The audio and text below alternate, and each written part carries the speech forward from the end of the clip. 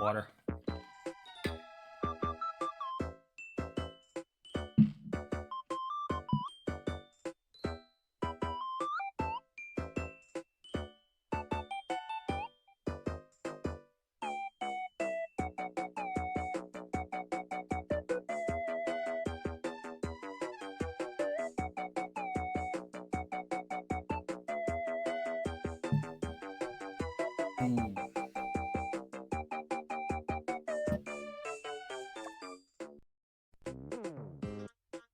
All right. What's going on, everyone? How are we doing today? I'll let you know this. I'm tired. That's one. But I'm also excited to show a few things off. Get really. I just want to roll through a few things, and then I have a video that I want to watch by my friend Cam. Posted it in the Discord server, the Fiora Discord server, in the showcase. 16-minute video about video game he likes. We're both a big fan of Daryl Talks Games, and I'm pretty sure this is one of those videos. Really love psychology, really love philosophy, so want to do that. I want to talk about the Bake's mod controversy, if you will. And then I'm going to play Rocket League. But first, I want to get into something real quick.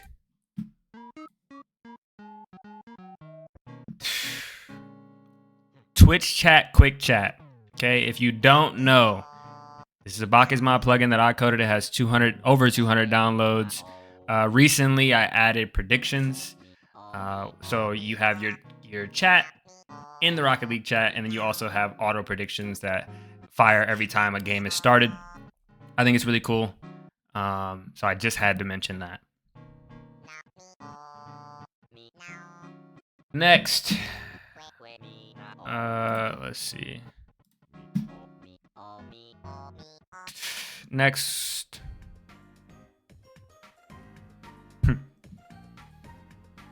The removal of Bake's mod is something people are scared about.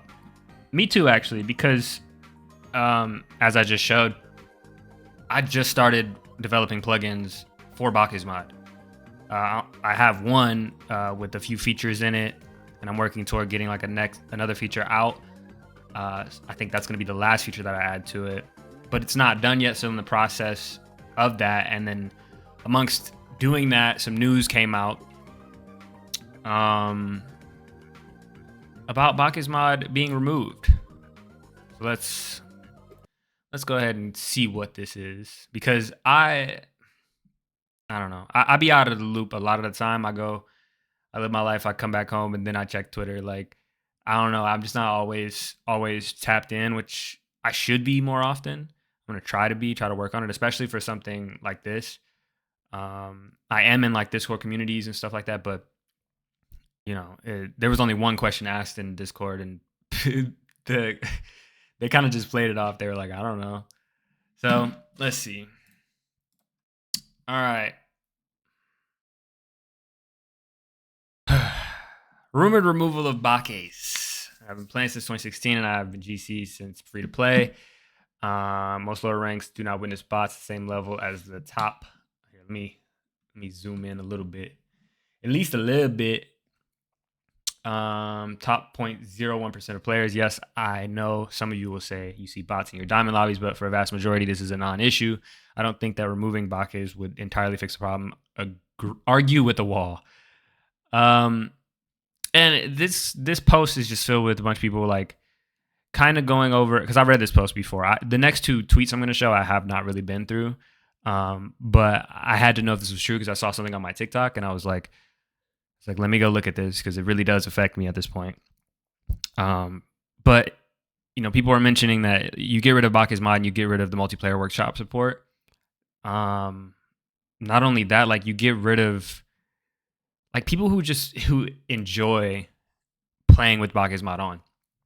Like ever since they took trading away or whatever, there's really no way for a lot of people to get certain items, and just seeing those items on your client side is enough to keep people happy and keep people invested in the game. And I think that introducing this easy anti-cheat, which isn't necessarily an attack on Bakes mod, it's really to get rid of the, like as people are saying here, like people are DDoSing and people have bots in lobbies and stuff, which I think that, to be honest, a great technological feat to be able to code a bot to play well in a physics-based game, but that's just a technological feat. Outside of that, it's actually annoying. So I could see why they would introduce this easy anti-cheat. It makes sense on their part. Like it wouldn't.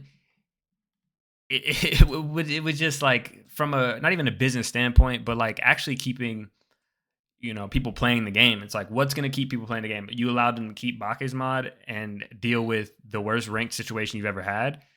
Or you clean up the ranked situation and get rid of Bakes mod. Like it's, for some people, it's a lost situation in either way it goes. Either you get rid of the bots, people who love Bakes mod are affected by it, or you keep the bots and the people who play the ranked games are affected by it, like who really care about that stuff. But I did a little bit of extra little meaners.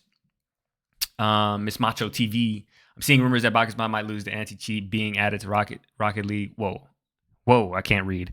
I'm seeing rumors that Bakes mod might be lost to an anti-cheat being added to Rocket League. If it's a sacrifice that has to be done to save the integrity of the game, then I'm all for it. Custom map multiplayer and epic players would be gone. Epic players, why would they be gone? But I would rather have people be able to enjoy playing the actual game. That's kind of what I was saying. Like if it's a must, then like is what it is, right? Because what's more important, integrity of the game or fun? I don't know. I think the fun is more important, me personally. But I'm also not a mega corporation, so I can't really speak to that. The other thing, we got a tweet by Yoda, who wrote an article. He's saying that it might not disappear. I'm not going to read through this entire thing because that's just going to be me reading like something that you can read. Actually, it's not that long. We'll read through it.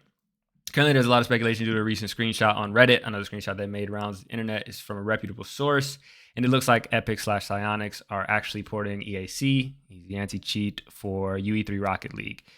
A big concern right now is Bakes mod disappearing. Everyone is assuming that it will be flagged by EAC and therefore cease to exist, but I doubt this. Rocket League events and other media rely heavily on private plugins that run through Bakes mod. From RLCS, ball in-game banner textures to other workflows, Bakes mod is a core feature of Rocket League as we know it today. This cannot be replaced overnight, and Epic/Psyonix know this too. On top of this, even without Bakes mod, most of these exploits are still executable. So banning Bakes mod would not fix the issue at hand. I'm gonna stop right here for a little bit.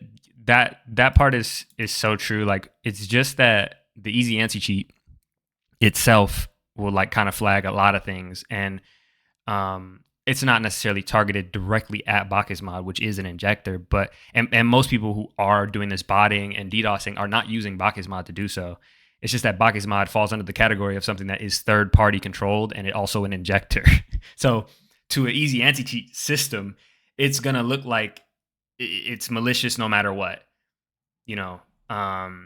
which is a good way to handle security. But it's what that this guy's saying. Yoda's saying that since Bacchus mod is so integral to Rocket League, he doubts that that'll be the case. Like he doubts that that'll be on the list of things to be banned. Even if it's like an all sweeping thing going on. Lastly, for years, Epic / Psyonix and Bacchus Mod have worked together to maintain a regulated, safe way to let the player base have plugins that enhance Rocket League that is not some lawless third-party malicious program. This is true. When developing the plugin that I did, it's they are always in compliance with what Psyonix wants, because that's like that was the deal that they made a long time ago. It's like, you can do this, but make sure that you don't break like these, like these are the laid out rules. We have like 7. Don't break these, and you can do whatever you want. And that's like held up to this day. The Bacchus Mod plugin team are not allowing just anything to happen. They review every plugin that gets uploaded. They have to they have a manual review process. They have an automated one, and then they have a manual review process. So they're not just letting, random things be uploaded and distributed. Of course, maybe with the tools, you could probably build your own. Actually, I don't know. Maybe there is something in place that prevents it. But regardless, even if you were to build something that with Bacchus Mod that breaks those rules, I'm pretty sure, even if you didn't distribute it, the anti-cheat system or the server wouldn't like it. Like either you can't even, I don't know. Of course you can get around it because that's it's been done. But I just think that it's, I don't even know what I'm saying, to be honest. I think it's hard. I think it's hard to get it distributed to people, and you won't have the Bacchus Mod backing. What you will have is your knowledge and your knowledge alone, and whether you do a good thing with that or a bad thing, that's on you. So it's not really Bacchus Mod being at fault, even if you were to use Bacchus Mod. Guns don't kill people, people kill people, or whatever that saying is. I don't know. Where did I leave off? Rocket League has been hit with DDoS and bots for the past year plus, and in the background, the devs have been working really hard to fix this. Porting EAC will take tons of prep work and a lot of work to make it work on UE3. I'm sure this make dedicated detecting DDoS and bots easier, which allows for better and faster auto bans. This could potentially also detect malicious plugins, and I would assume they'd work together with Bacchus Mod on that than against it. No one has the exact answers right now, but from my point of view, Psyonix has always had the best for Rocket League in mind, and the above makes the most sense for the current situation, in my opinion. For now, let's wait on a statement and or news when or even if this update will come out. That's fair.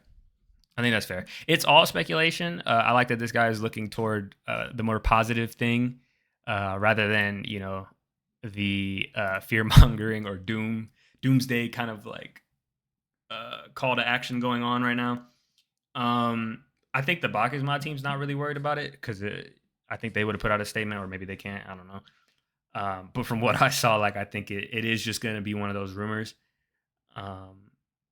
And yeah, to be honest, when I heard it, I was kind of upset because I'm like, I just started, whatever, blah, blah, blah. Hey, what's up? Face check, what's up? Thank you for the tier 1 currently on a 2-month streak. Oh yeah, because this is the Ya Meaner, because you did the Ya Meaner. I remember. I think that as long as Bacchus Mod has been around,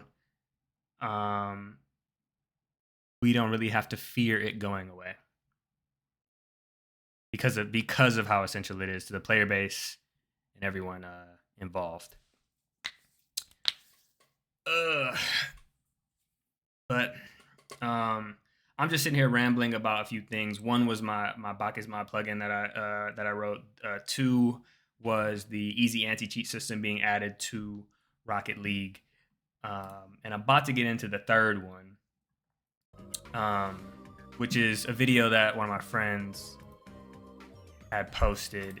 He just started a YouTube channel. Yeah, so I'm doing these things really quick, getting them out of the way, and I'm gonna hop in Rocket League because I've been fiending.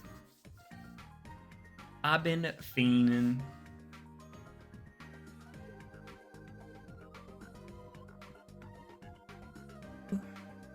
This will work. I've been yapping. Yap, yap.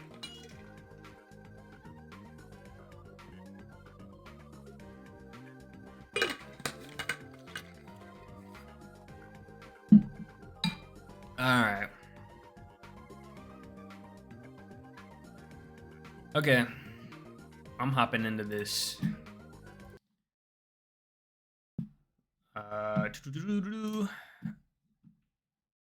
Dark mode cam. The courage to forgive. Okay. Now, real quick, I have not hasn't even started yet. I have not played Nine Souls, and if you haven't, and you're in chat, and there might be spoilers. I don't know. But hey, there's a warning right here. This video contains spoilers for Nine Souls, small spoilers for Hollow Knight Silksong.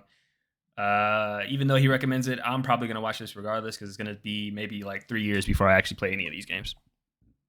Who knows? Nine Souls is the greatest strength of humanity. First and final warning. I'm going to be spoiling the plot of Nine Souls and a little bit of Silksong. If you beat the game and were met with a moment of fervent neuroticism about this story, or if you don't care about spoilers, then cool, keep watching. If you haven't played the game and intend to do so, come back after you do that.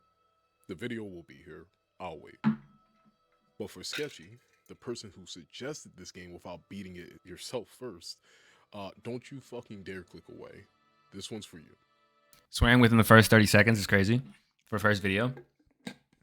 2, telling people to leave in the first 30 seconds is crazy too for your first video. Dog. All right. Okay. Everyone accounted for? All filtered out? Cool. Is this a dead After pixel that I just saw? 22 hours of zipping around New Kunlan, exacting revenge with my former co-workers, and letting Shuan Shuan raise himself on VR chat, the final thought on my mind was forgiveness.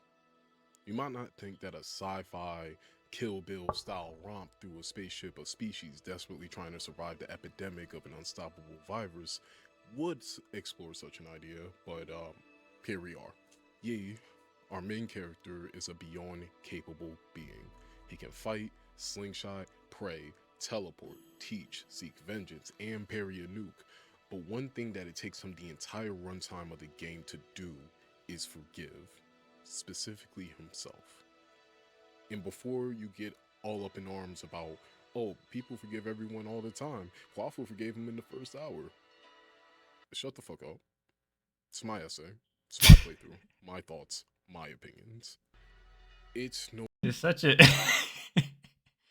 By the way, I know his voice, but like it's just hilarious hearing him.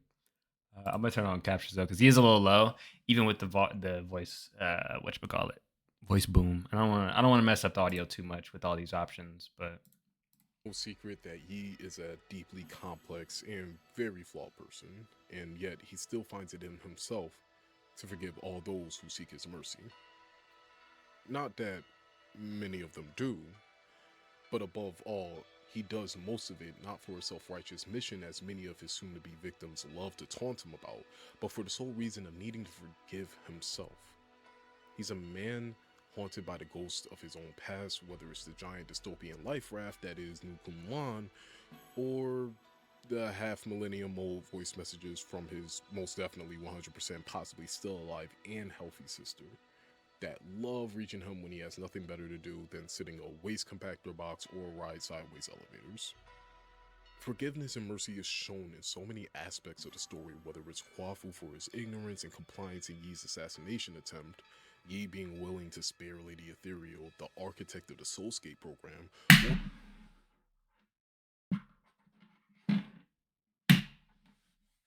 or the people of Peach Blossom Village for worshipping the souls as gods, despite being a desperate race of survivors of a plague who enslaved the 8 men and used them as unwilling organ donors. All these can be accepted as evil, or at least willfully ignorant, but Yi finds it in his heart to forgive them without ever giving that same kindness to himself until the very end. So, today, let's talk about Nine Souls and finding the courage to forgive yourself. If you're wondering why Yi needs forgiveness in the first place, buddy, I warned you. Yi is the architect of the Eternal Cauldron Project, something that goes up there for some of the most sinister acts I've seen in video games. Yes, including the Weavers, but if that doesn't make sense, go play Silksong. While the Tianhou virus while the Tianhou virus ravaged the planet while the, fuck. While the Tianhou virus ravaged the planet of Penglai Too many stops. Disliked. without hope of a cure, the council, made of all the brightest minds and who's of Penglai, racked their brains together for a solution to the inevitable eradication of their people. Yi, with his big ass galaxy sized brain, then suggested his 5-point plan. First, gather 100,000 unaffected or barely affected Solarians to be the last survivors of their race. 2. Put them in a rejuvenation tank that induces an infinite Tsukiyomi. 3. Abduct the earliest humans from Earth and harvest their brains to maintain said infinite Tsukiyomi. 4. Turning Penglai's sacred tree, which, by the way, was originally planted by the greatest Solarian to ever live to symbolize peace and solidarity. Yeah, that tree he turned into an interstellar arc. And 5, he utilized the power of said tree to fuck off 500 light years away from the dying planet, leaving his friends, family, and his little sister behind to deal with it on their own. I will say, bro, since I don't know the game Nine Souls, like maybe I actually can't understand the video. But to me right now, I'm just hearing a whole lot of words, and they're not making sense in my head. Maybe maybe I need to pair it with playing the game. Maybe that was the precursor. It wasn't that it was spoilers, it was that I wouldn't understand shit. But I don't know. Needless to say, it all backfires. He is a D1 villain, and he spends a lot of time beating himself up for it. He didn't want to leave his sister behind on Penglai. He didn't know that humans experience fear, pain, suffering, and love the same way as him, nor did he know his twin wouldn't slide when his big homie signed him out. But while he was able to forgive mostly everyone else involved, I I love the normalization of just like explaining things. What is it? Ah, damn, I had the word, but basically just explaining things in hood terms. Like, why not? it was himself that chose to carry the weight. Being saddled with all that burden isn't for the faint of heart, but he still chooses to. While he doesn't forgive his co-workers for the troubles that he made himself, he does have the ability to be sympathetic throughout the course of the story, each time displaying a kindness that he desperately sought himself. Throughout his time on Nunkunlan, he is introduced and reintroduced to its residents, and they are some yappers. The 3 I would like to highlight are the residents of Peach Blossom Village, namely the Shaman, the Nine Souls, and most importantly, Xuan Xuan. The first forgiveness he finds is with the people of Peach Blossom Village. These humans are some of Earth's earliest intelligent life, and the same people he abducted for the sake of powering the soulscape. At the beginning of the story, after getting slimed out on a cliff by his master Egong, he finds himself in this village and decides to live among them to hide out. During this time, he sees firsthand their ignorance, their willingness to accept higher powers without question. This is by design, of course, but when he comes face to face with the shaman of the village after saving them from being harvested by Ji Quan's reanimin, Yi learns that the shaman has known the truth regarding their imprisonment for the majority of her life. To be honest, when this realization came, I was infuriated, but when you pull the camera back, you find that Yi doesn't chastise her heavily for it, because he's just as much of a cornered animal as she is. Both are stuck up against a force of nature, doing everything they can to ensure survival and are effectively their people's best hopes. The only difference is that the people of Peach Blossom Village didn't have a plague to contend with. They had Yi, in the domineering species of the Solarians. It's a losing battle for both. Instead of reprimanding her for not doing more, he realizes that there were few other options, and while he doesn't outright apologize, nor is he in a position to forgive his captives, he does acknowledge their plight and seek to aid them in escape from their captors. Which leads me into Yi's relationship with his former co-workers, the Nine Souls. While Yi is absolutely dedicated to his mission to retrieve each of their seals, he never explicitly takes pride in killing them. As a matter of fact, Many times he only takes them by force, asking for their seal in exchange for calling off the straight belt to ass whooping that would take place after. Kwafu is the only one who takes this deal, which comes with its own confrontation of loyalty. See, Kwafu is Yi's twin, but despite not being aware of the plan to betray Yi, he did nothing to avenge his brother's death. It's a pain that can really last, and just as actions of violence can provoke retaliation, inaction on the part of those you trust most can be equally perpetual. Even when they finally come face to face after 500 years, Yi comes the closest to genuinely wanting to kill his soul as he ever does because of the pain of betrayal. Kwafu obviously seeks his forgiveness immediately, and while tense, Yi almost instantly forgives Kwafu. It's a beautiful moment in an otherwise dark story where Yi displays his ability to have empathy. Kwafu is partly to blame for not doing anything. This also extends. Again, I was a little bit lost there, but what I did here was betrayal and inaction. I think we could have went into detail on that a little bit more. Give me the backstory. Give me the full, you know what I'm saying? Give me the full picture. Because all I'm hearing is, yeah, this guy is a character and he got forgiven. But that's because I haven't played the game though. But I feel like if I played, I would know. I feel like, man, if you would have given me that, I would have been able to, you know what I'm saying, feel it in here. It's the confrontation with Lady Ethereal, who, in my opinion, is the most sympathetic of the souls. Her Soulscape project was never meant to be mine, but after pressure from Yi and Egon, she quietly let an invasive, flawed procedure be greenlit for the survivors of her own people. She did not want to do this, and when Yi finds her as a prisoner of her own machine's creation, his first action is to help her, to save her. However, I also feel like, Cam, like, I know this is your natural voice, but bruh, come on. Hit me with something.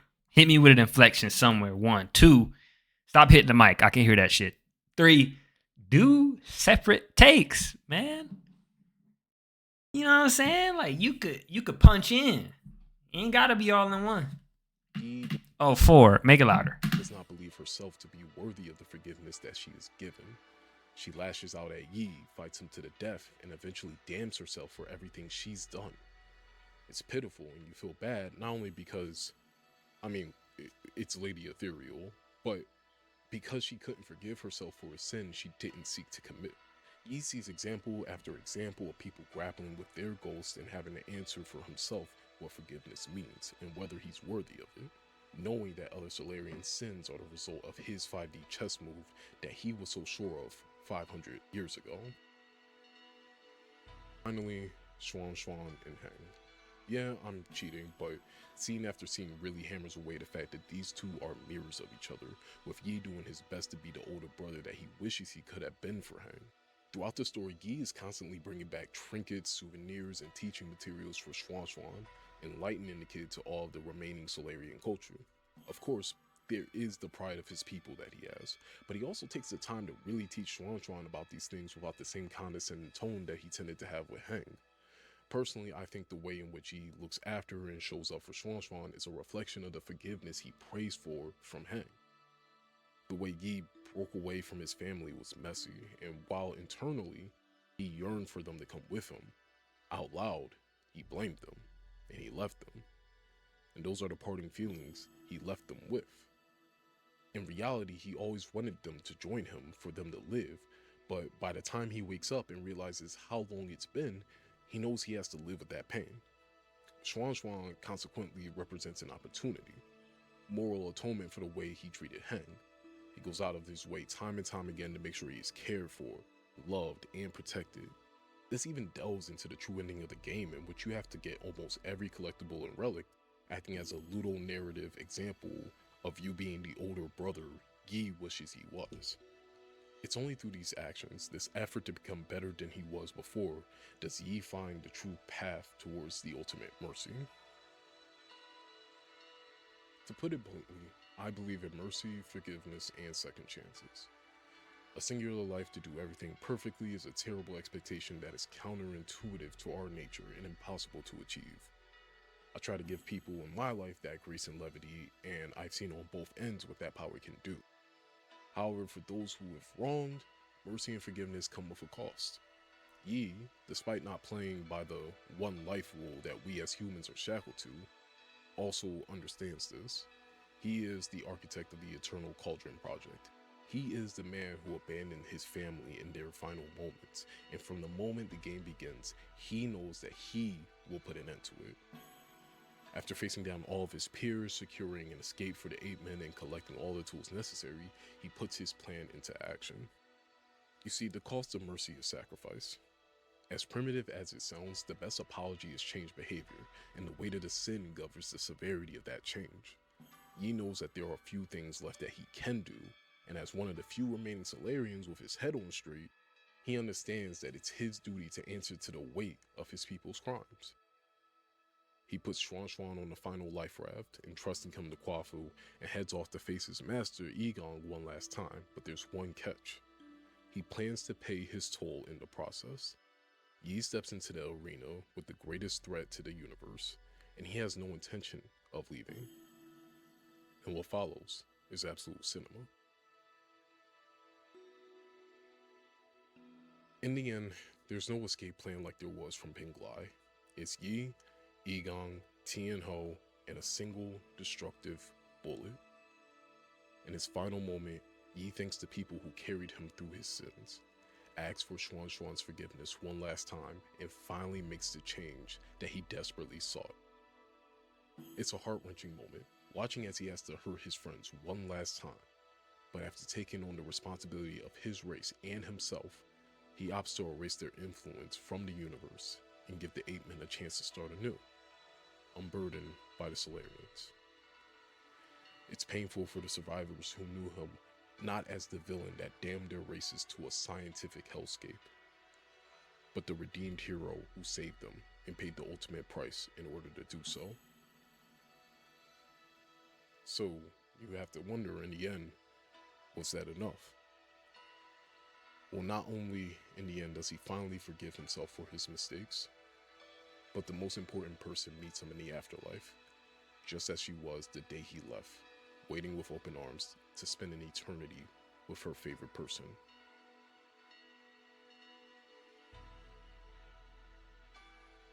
Atonement for past mistakes comes with acceptance of our willingness to make that mistake and our responsibility to correct them. A life can be greatly influenced by ghosts of the past, but the dismissal of their importance is what allows the greatest change. I loved every single second of Nine Souls, from its combat to the exploration to the small moments of rest. Every second spoke to me. Like most people have said, it's Hollow Knight meets Sekiro, but after my time with it, this title was so much more than a game wearing the skins of titans. Nine Souls is a game about parrying AC 130s, unaliving your shit-talking coworkers, and most of all, learning how to forgive yourself, no matter the cost.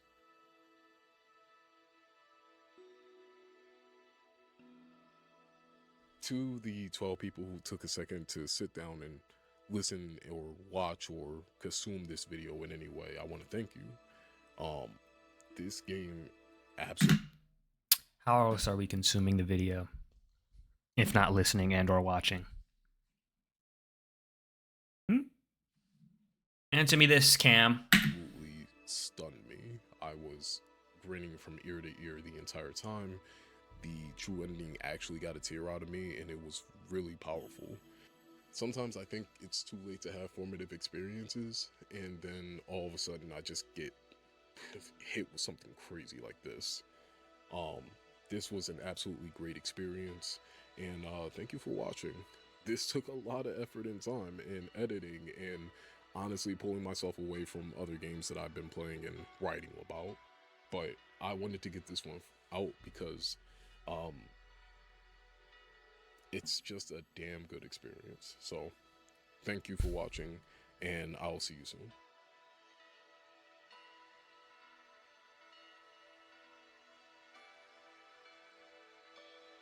Okay.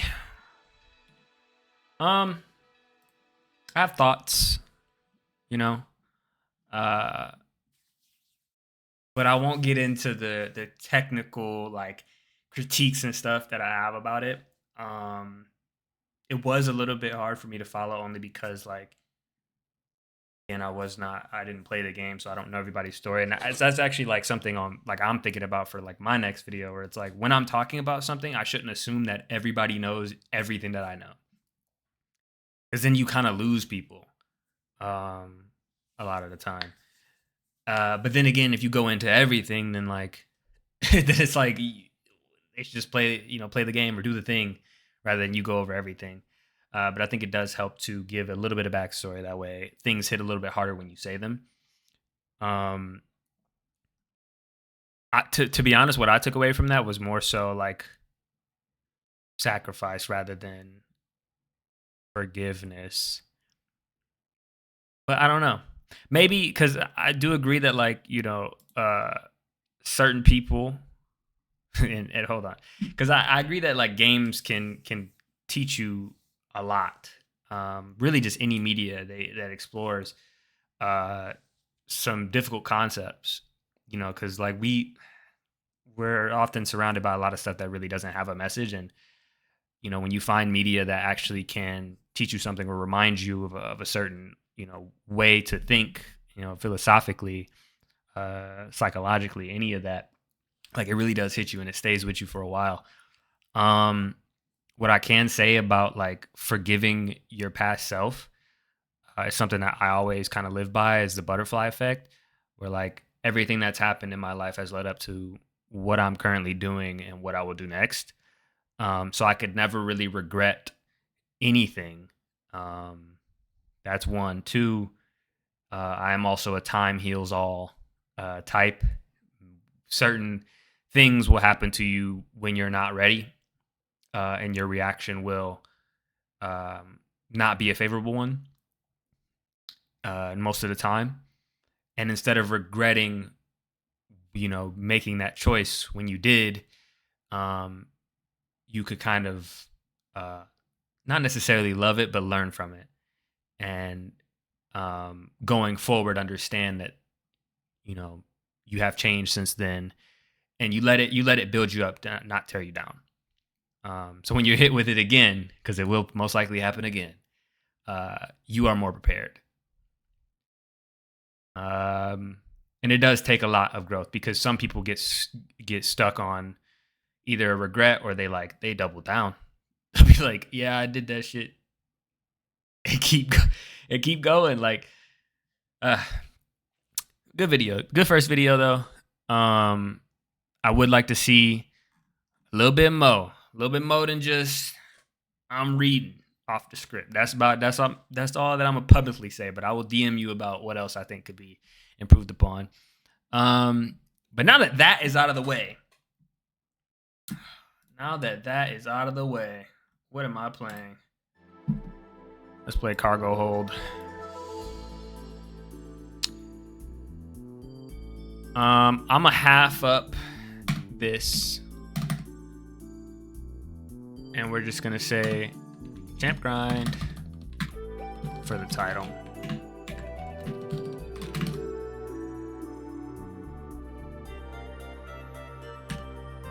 Rocket League. I've done everything that I needed to do before playing Rocket League.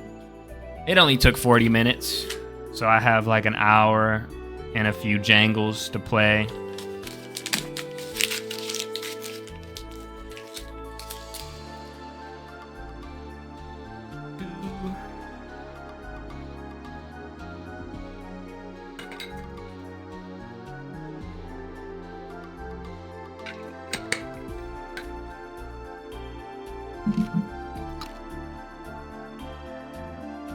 All right.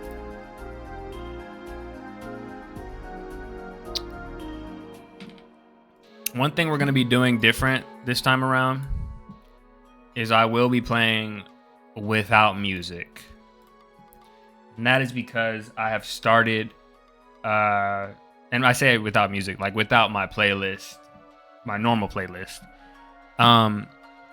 Started a few channels to try and, get the clips and stuff out there while I'm streaming. Because you know, as the big dogs say, you don't really grow on Twitch without another source. So might as well do that.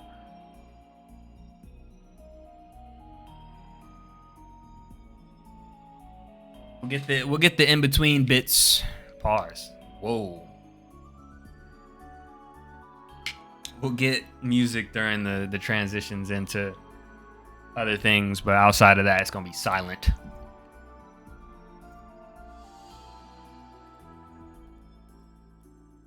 Let me log in to Twitch chat, quick chat.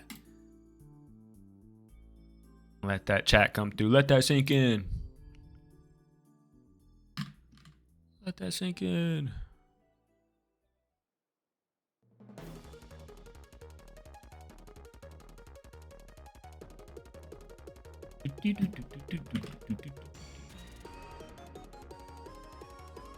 I could just leave. You know what?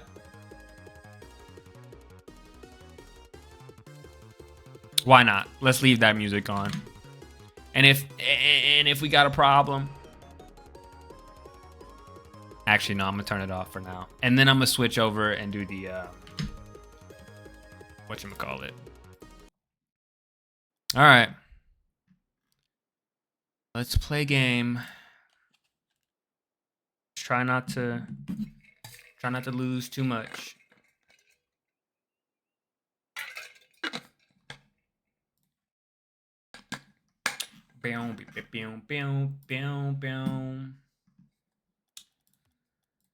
Hopping directly into we are Diamond 2 Div 1.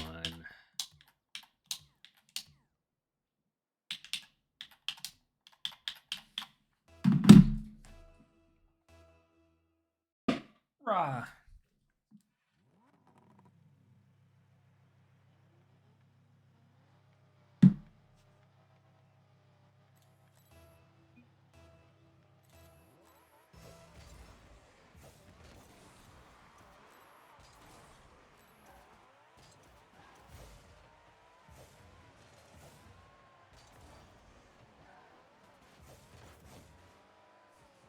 He's not paying attention.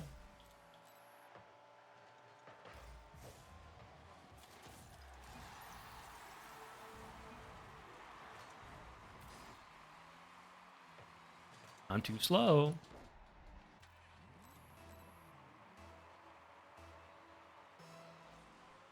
Cheating. Grabbing boost. Jumping up. Hitting it mid. Let's go.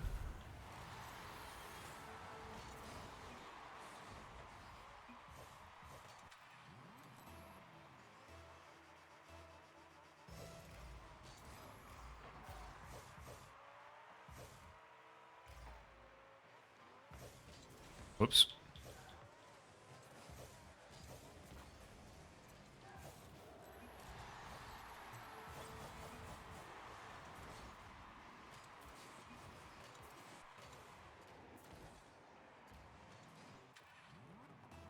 My teammates came to play.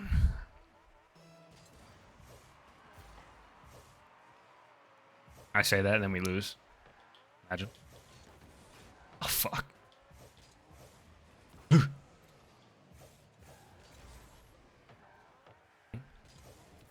Up over him.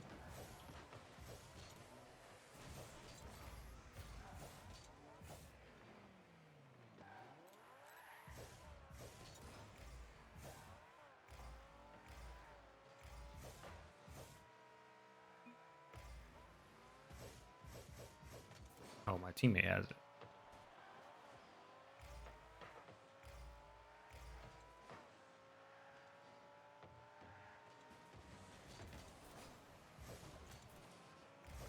Uh-huh. Oh.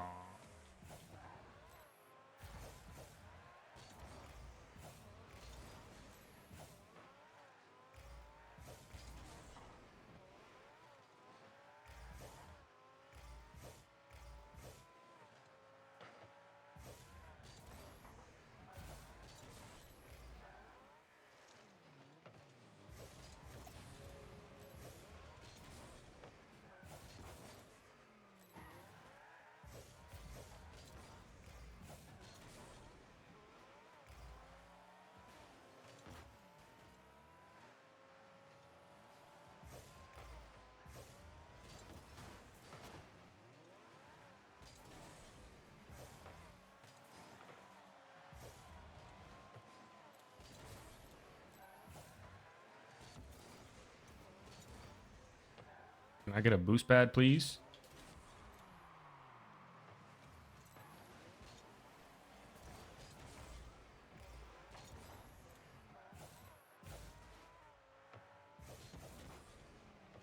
Dang. Oh.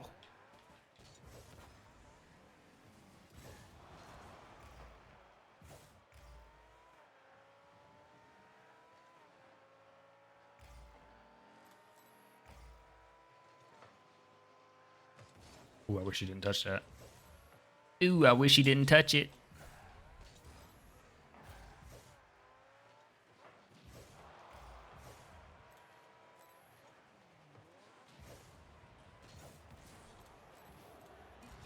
Almost missed that.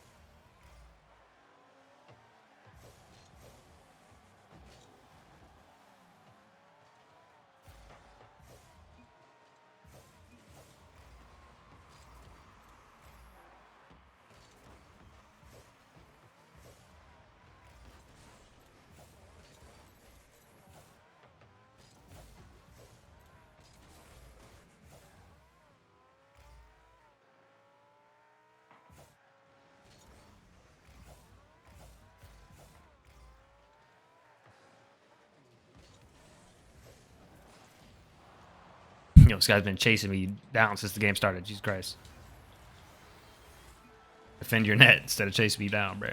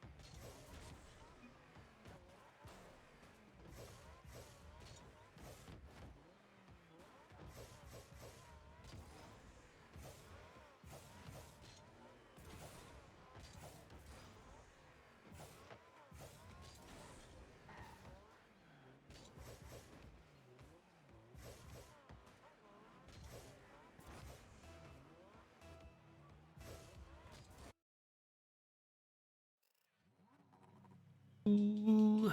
Doo-doo-doo-doo-doo.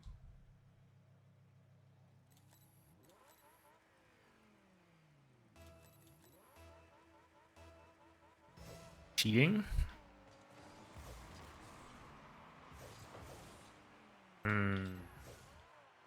Why are both my teammates on the left side?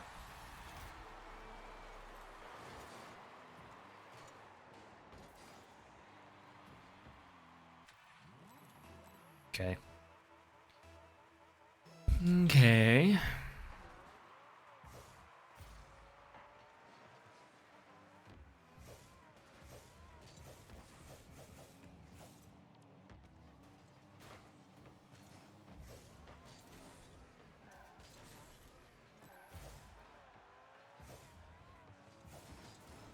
Oh, I thought he was gonna pinch it. But he didn't. He missed. We lost.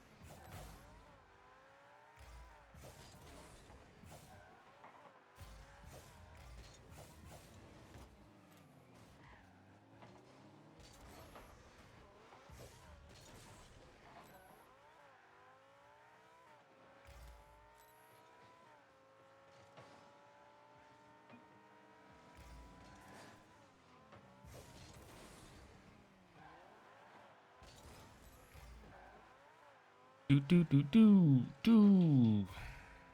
Okay, okay. It's to you, my brother. What are you doing? Hold up.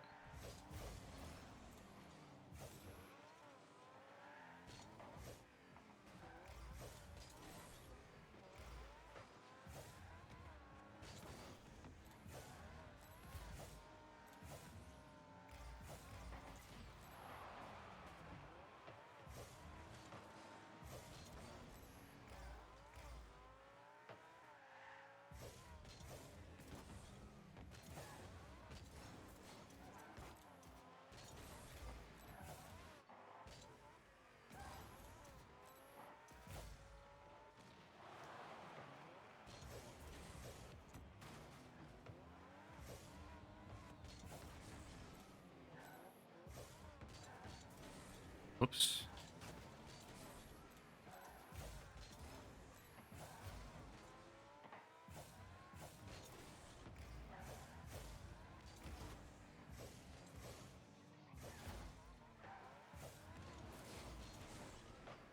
The ball isn't even like near us, so I don't even understand how you could even run into me.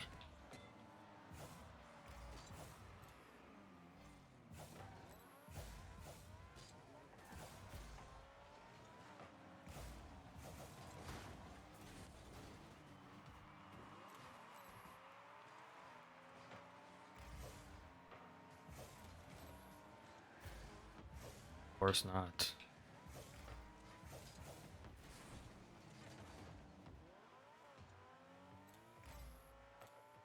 Bro, what are we doing, man?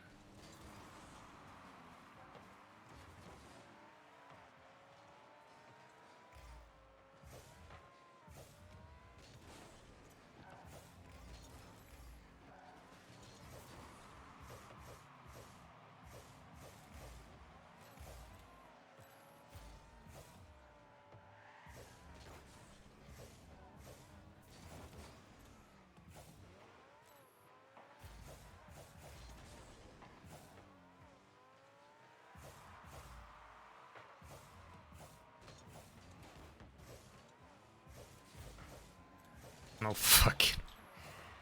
No way, man.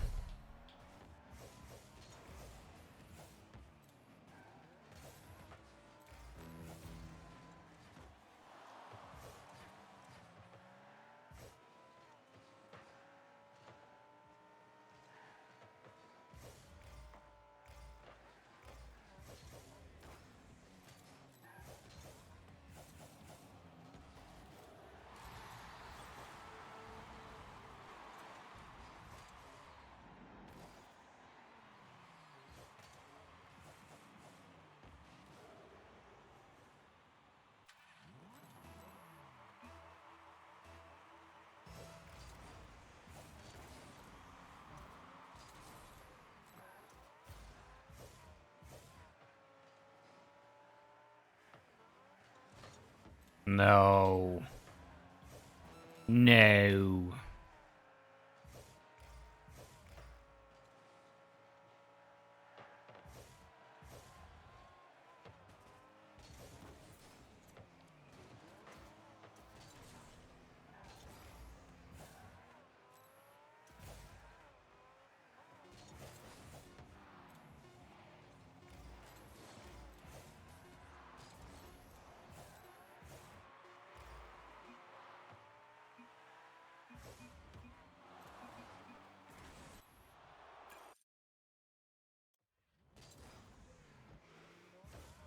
Uh.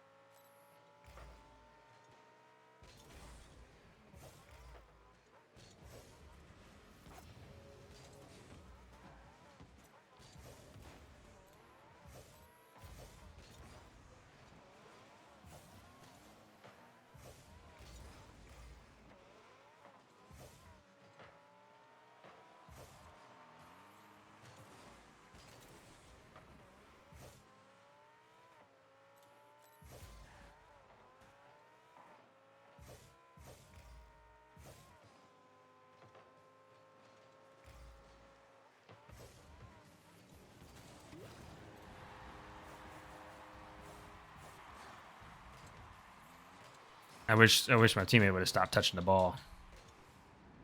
But whatever, that's on me. Sure, why not?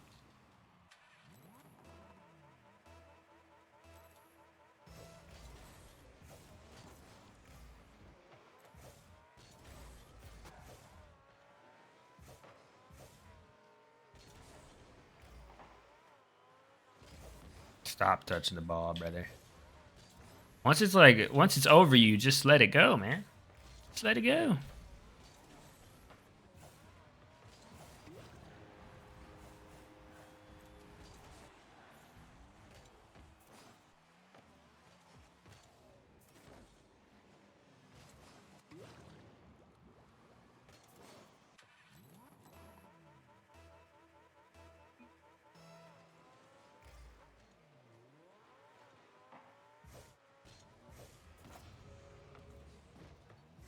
Don't. Okay.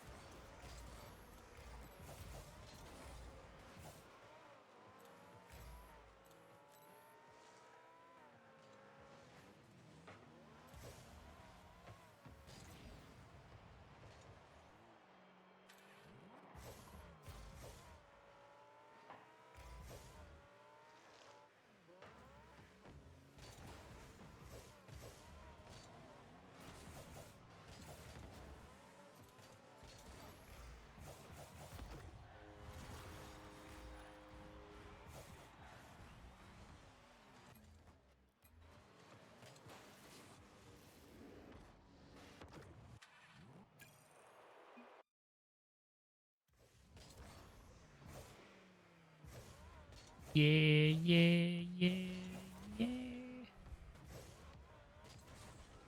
No, no, no, no.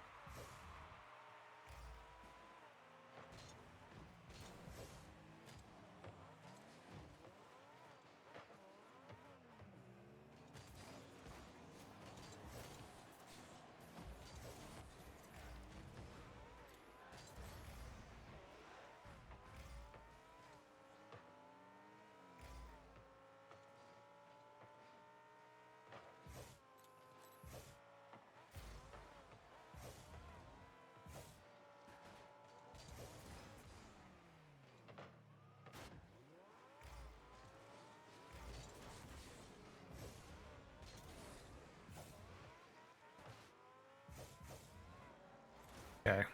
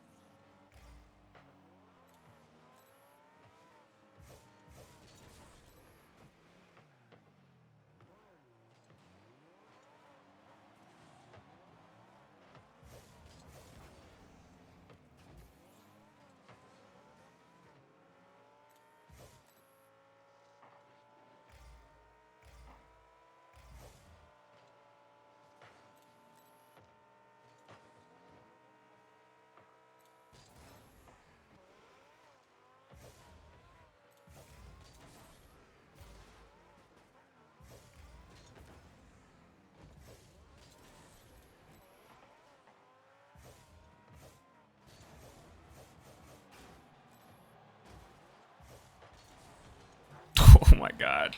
I almost got in his way.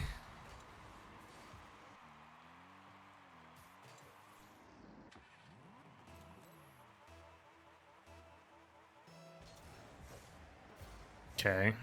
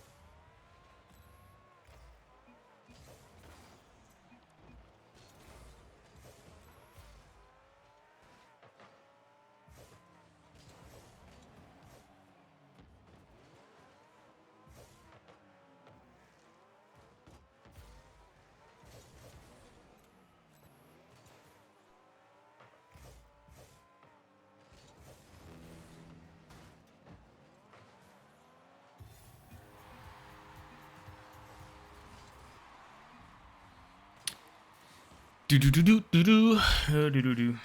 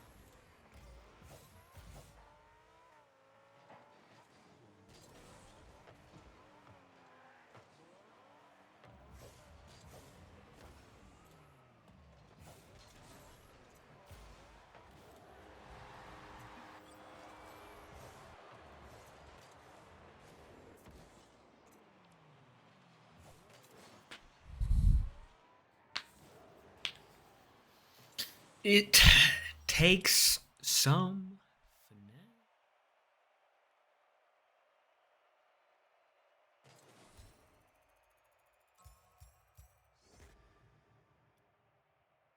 Hey, I got a Yaminer. Diamond 1, Div 4, bro. I'm actually trash. Trash at the game. I'm gonna play a few more, but first I'm gonna BRB.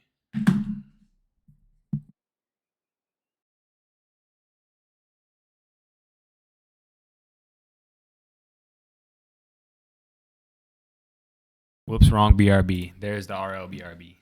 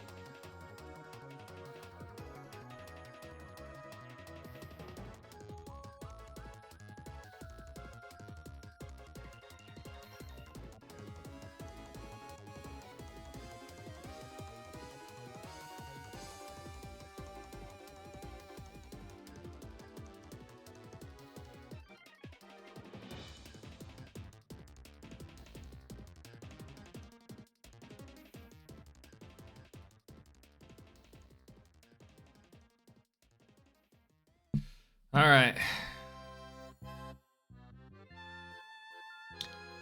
It's a crazy song to.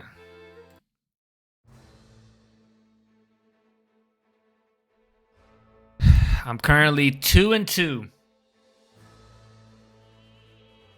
I still need champ, bro. I'm diamond 1. I need to lock in and go crazy, I think. So I'm about to crank the music and just play out of my mind. Nothing but Rocket League on the brain. I really want champ 1.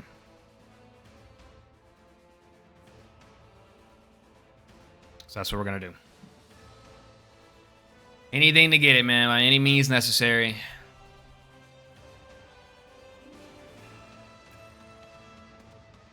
I at least need to just win 10. I don't want any more losses.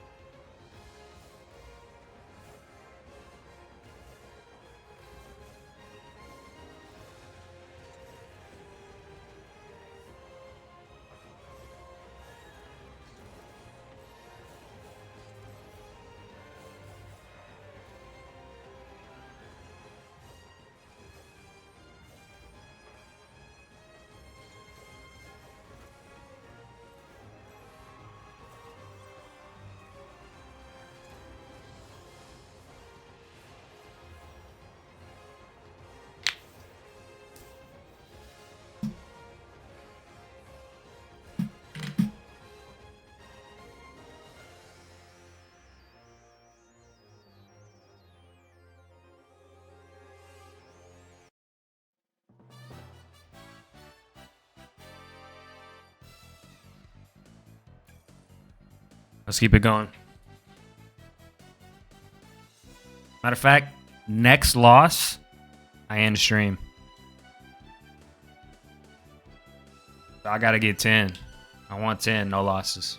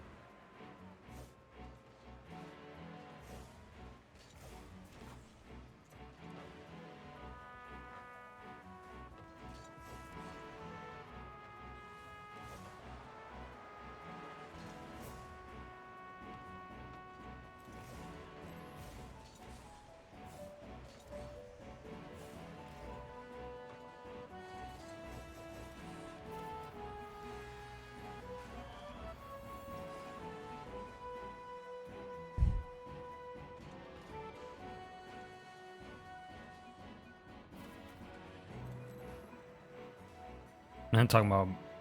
Okay.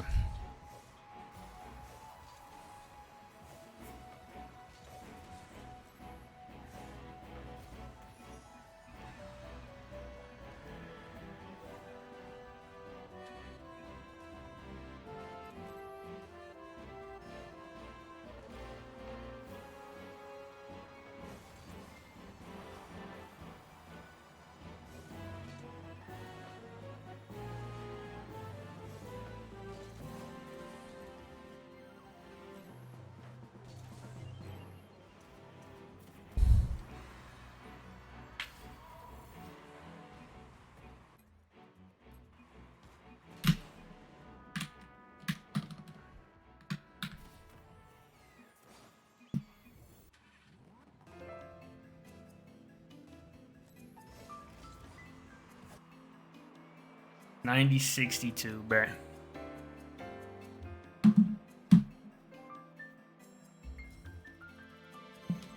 Whatever that means. Well, we lost. As much as I want to play another one because I don't feel like that was fair, I'm getting off the game. We're 4-3. We did div down, but we're up one match. I will avoid tilt queuing, and I'm done. I'm just done for today. Let's see.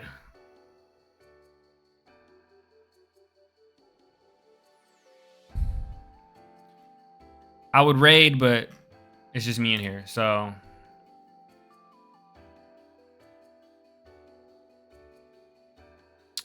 Anyway, hope y'all enjoyed. If you did, tune in next time for the thing.